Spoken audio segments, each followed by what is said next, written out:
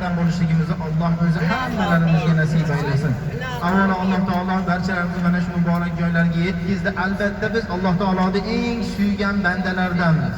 Chunki Alloh taolo mana siz bizlarni yo'qdan bor qilib, yer yuzidagi eng aziz va mukarram bo'lgan insonlarni qatoriga qo'yib qo'ydi va yana million odam bor la ilaha illalloh Muhammadur Rasululloh kalimasini aytishdan mahrum bo'lgan.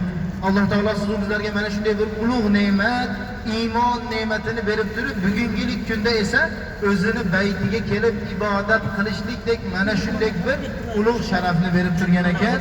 Alloh taolo inshaalloh mana shu muborak joylardan, gunohlardan pok bo'lgan holatda qaytib, yana tez kunlarda mana shularga qayta kelib ibodat qiladigan bandalarning qatorida bo'lishligimizni Alloh taolo o'zi hammalarimizga nasib aylagan bo'lsin. Alloh mana bir inson hayotida umra va haj ibodatini bajaradigan bo'lsa, ana shu insonning qilgan ibodatini qabul bo'lganligini bir ishorasi bormi deyiladi.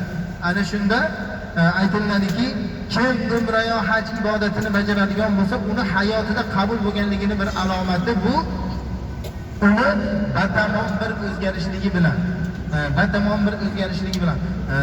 u deydi aytadiki, yurishida, turishida batamom bir o'zgarib, o'zini unutib Allohga bog'lanib qolar ekan deyiladi. Ana shunday bir bandalardan bo'lishligimizni Alloh taolo hammalarimizga